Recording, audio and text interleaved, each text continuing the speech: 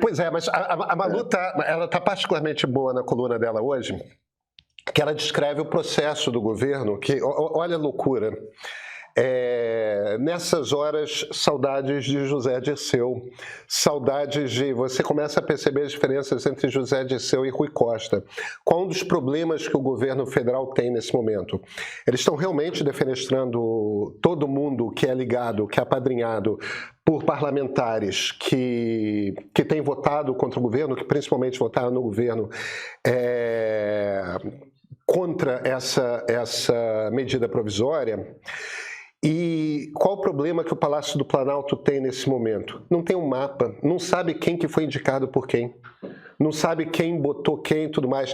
Tem inclusive um dos assessores com quem a Malu conversou, respondeu da seguinte forma: mas a nossa KGB está funcionando, tem muita gente mandando informações sobre cargos de outros. Quer dizer, deve estar um deputado denunciando o outro, assim, loucamente. Agora, Flávia, você que conhece as entranhas do PT, eu conheci as entranhas do PT até princípios dos anos 2000, quando eu convivia mais com essa laia, né? Agora eu convivo com outras laias. Cara, isso jamais aconteceria no tempo do Zé Dirceu. Michel Temer, Aécio Neves. Você tem um histórico de gente, Eduardo Cunha. Eu não tô falando no sentido de que seja um elogio, porque tipo, eu não sei se eu gostaria de ser amigo do Eduardo Cunha, mas quem é profissional disso e percebe que a troca de favores desse tipo... E não percebam em mim nenhum tipo de discurso moralista, porque eu acho que faz parte do jogo mesmo você construir base, e construir base inclui mesmo você compartilhar a estrutura de governo. Porque, no fim das contas, quando você está botando pessoas próximas a parlamentares que fazem parte da sua base e na estrutura do governo, você está convidando esses parlamentares a terem influência sobre a política pública do governo. E essa é um pouco definição de base. Quer dizer, eu não acho que seja uma coisa necessariamente feia, horrorosa, não. Eu sou completamente confortável com política feita desse jeito. Não acho que... acho que tem um quê de moralista quando você descreve isso como um simples toma lá da cá. Mas política é uma coisa para profissional. Você tem que ter um mapa. Por que eu falei do Zé Dirceu? O Zé Dirceu, quando era o ministro, chefe da Casa Civil, que é o papel do Rui Costa, e que, de certa forma, ele é o que os americanos chamam de Chief of Staff, né? Ele é o cara que coordena, é o maestro do funcionamento do Palácio do Planalto. Depois do presidente da República, a figura mais importante é o chefe da Casa Civil. E o trabalho dele é ter um mapa. É saber quem botou quem onde. É entender como é que é a teia de distribuição. Eduardo Cunha, quando era presidente da Câmara dos Deputados, ele sabia quando era aniversário da mãe de cada deputado, da mulher, dos filhos. Ele sabia que deputado tinha interesse em que tipo de pauta. E ele sabia disso porque esse instrumento de fazer política. Porque isso eu sei em que calos que eu vou pisar quando eu estou pisando num calo, eu sei em que calos que eu não vou pisar, eu sei como é que eu estou distribuindo, eu sei quem está influindo nas políticas públicas do meu governo. Eu acho que a coisa mais chocante, eu vou deixar passar por enquanto a brincadeira, temos a nossa KGB, tipo... bastante feliz. Independentemente disso, se fosse num governo de esquerda, jamais usaria a KGB como metáfora mesmo de brincadeira, mas... Como desorganizar esse Palácio do Planalto, hein? Então, e aí tem duas coisas que eu acho que duas bolas que você levanta que eu queria pontuar aqui antes de também trazer o Gabriel para a conversa. Uma é do ponto de vista dos parlamentares e dos partidos, que também havia mais profissionalismo e até havia um pouco mais desse espírito que você narrou de divisão de poder no sentido de somos parte deste governo, então também queremos dar nossos pitacos, embora já fosse misturado. Então, eu tenho uma anedota que eu sempre conto, porque é uma história verídica, né? e que eu já contei aqui uma ou duas vezes, já contei no Cá Entre Nós também, que foi a missão que eu recebi quando eu cheguei em Brasília, a primeira vez, para começar a entender Congresso, para começar a cobrir política lá de perto, eu já cobria política à distância, e um ex-chefe meu me falou, vai conversar com este parlamentar aqui, era um cacique do MDB, era o Eunício. Eunício Oliveira. Isso. E ele me explicou num café, com muita franqueza e muita transparência. Olha, não, como é que o MDB hoje ocupa os cargos, por exemplo, e naquela época, isso eu estou falando de 2012, era auge do MDB enquanto fiador do governo ainda da Dilma, né? O Temer vice-presidente, por mais que ele já se sentisse decorativo, o partido estava ainda 100% embarcado naquele governo e não tínhamos lava-jato ainda na praça. Então ele me explicou essa divisão e explicou candidamente como a Petrobras era do José Sarney, os Correios eram do outro cacique tal, que eu não vou me lembrar agora, porque eu sou uma péssima fofoqueira, eu fui uma boa repórter, eu anotava, mas fofoqueira eu sou ruim, porque eu esqueço. Então ele foi dividindo qual cacique do partido era dono de qual órgão público ou empresa pública para mapear, para aparelhar com os seus afiliados e fazer dinheiro, porque veja, exercer poder e fazer dinheiro. As coisas caminham juntas em Brasília, muito raramente se dissociam, normalmente estão juntas. Eles eram mais profissionais também, né? Tinha um certo respeito entre a vez de quem era e o que dar em troca. Não é o toma lá, espera-se o dar cá, né? Precisa das duas vias, não adianta só tomar, certo? Muito bem. Aí, você fez uma linha do tempo e note que você interrompeu ela numa dobradinha Rodrigo Maia e a Ciro Nogueira. Uhum.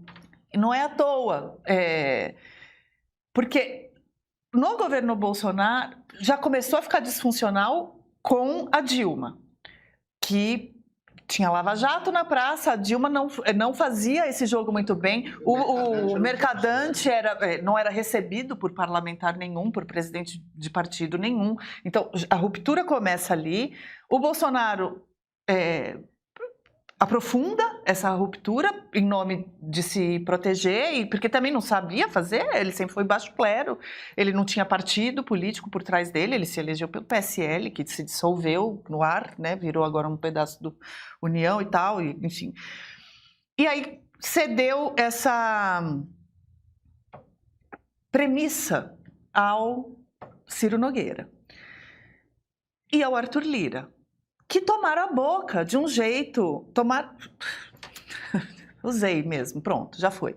Tomaram a boca e passaram a negociar porteiras fechadas de uma maneira muito agressiva. Então, já tinham porteiras fechadas. Porteiras fechadas é você entregar um órgão inteiro para um cacique político, para ele fazer o que ele quiser, um ministério inteiro. Vocês devem lembrar dessa discussão. O Arthur Lira queria o Ministério da Saúde com porteiras fechadas. Aí depois queria qual que era o nome daquele? Codevasf, com porteiras fechadas e tal. Porque é isso, é você colocar aliado de cabo a rabo e não tem ninguém que diga não, que tenha, né, algum freio ali no uso daquela máquina pública em benefício do grupo político ou do político em particular. E o Lula não chegou nem perto de conseguir reverter isso. E aí vem um último ponto, que é o perfil dos ministros de Casa Civil. O Rui Costa, ele é um ministro da Casa Civil mais parecido com o que foi a Dilma, com inabilidades políticas muito importantes e com um perfil mais de tocador de obra, de pensar em qual ministério, quase um bedel, né? Que ministério está entregando o quê do que o presidente encomendou, sabe assim? É uma coisa meio, menos maestro e mais bedel. Diferentemente do José Dirceu, né? Que sim, era uma pessoa que sentava para fazer política. O próprio Ciro Nogueira fazia política, não tocou uma obra, né, na vida, mas fazia essa política do toma lá e sem o da cá. Eram esses os pontos que eu queria... Dizer que o Dirceu não tinha o da cá... Não, eu não falei isso, falei o Ciro Nogueira. Sim. O Ciro Nogueira. E aí, só para concluir e entregar para o Gabriel, eu acho que demorou para o Lula fazer esse movimento, né? Demorou, assim. São 3 anos de ingovernabilidade, praticamente. Tudo bem que teve uma ou outra agenda do Haddad que foi levada ali. Aliás, quem faz mais o papel de Casa Civil hoje é o Haddad nas pautas econômicas, né? Nas demais... Melhor que o Rui Costa. Gabriel. Vou começar discordando da Flávia. Não demorou. Não. É só agora que ele consegue. Tem Por isso. quê? Porque nessa equação tem uma variável muito importante. Diga. Tem uma variável muito importante. Popularidade. Ô Pedro, me pare quando for a hora, mas assim, 6 raciocínios que eu queria desenvolver aqui com a nossa audiência e com vocês. Primeiro raciocínio é que tem aquela frase, né? Sexy sem ser vulgar. Eu vou colocar aqui no canal meio, centro sem ser centrão. Já elabora esse raciocínio. Segundo, é que a gente precisa ter lado. E quando o assunto é sistema de governo, eu sou um parlamentarista declarado. Nós temos um problema de hardware, ou seja, exigir o comportamento do presidente com esse sistema de governo é querer fazer com que o equilibrista crie asa. Ou seja, você tem um problema de sistema.